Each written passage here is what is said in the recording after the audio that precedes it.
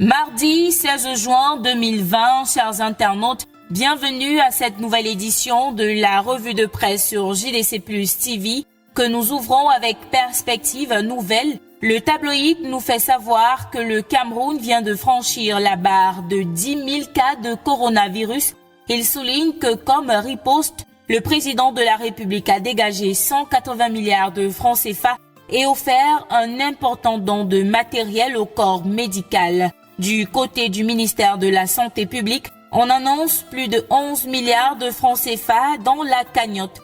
Et si pour perspective nouvelle, tout est en marche pour une riposte efficace, du côté du quotidien Le Messager, on se pose des questions sur la gestion du fonds de solidarité par le ministère de la Santé publique. Le journal titre « Mine Santé, où est passé le fonds de solidarité ?»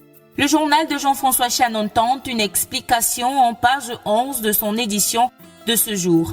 Nous restons avec Le Messager pour parler journée de l'enfant africain. Le quotidien souligne qu'au Cameroun, enfants cherchent désespérément justice. Le Messager s'est intéressé à ceux-là qui sont impliqués dans les guerres du Septentrion et du Nord-Ouest ainsi que du Sud-Ouest, comme vous le découvrirez en page 7 de son édition de ce jour. Avant de prendre le prochain tabloïd, parlons de cette information qui barre la une du quotidien Le Messager. Conseil supérieur de la magistrature vers la fin de l'immobilisme. C'est une question que se pose le journal qui indique que 3 ans après la tenue de la dernière session du Conseil supérieur de la magistrature, le président de la République a signé le lundi 15 juin 2 décrets nommant le secrétaire général et les membres de cette auguste institution. Pourquoi vers la fin de l'immobilisme? Les réponses en page 3. Du quotidien Le Messager, nous passons au quotidien Mutation qui s'intéresse également aux nominations de nouveaux membres au Conseil supérieur de la magistrature. Qui sont ces nouveaux membres? Découvrez-les en lisant la page 10 de Mutation, édition de ce mardi 16 juin 2020.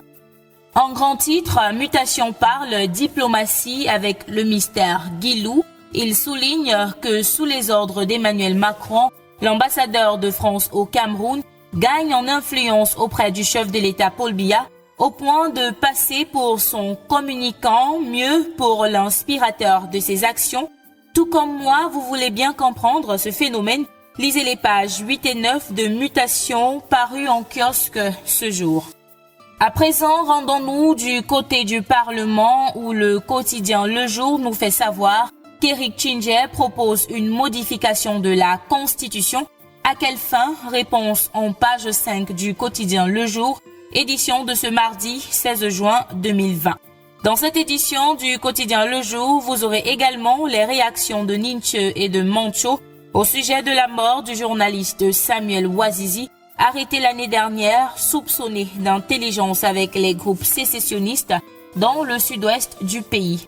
Voilà en quelque sorte ce qui fait l'actualité au Cameroun selon les tabloïds parus en kiosque ce mardi 16 juin. Merci d'avoir regardé. À demain.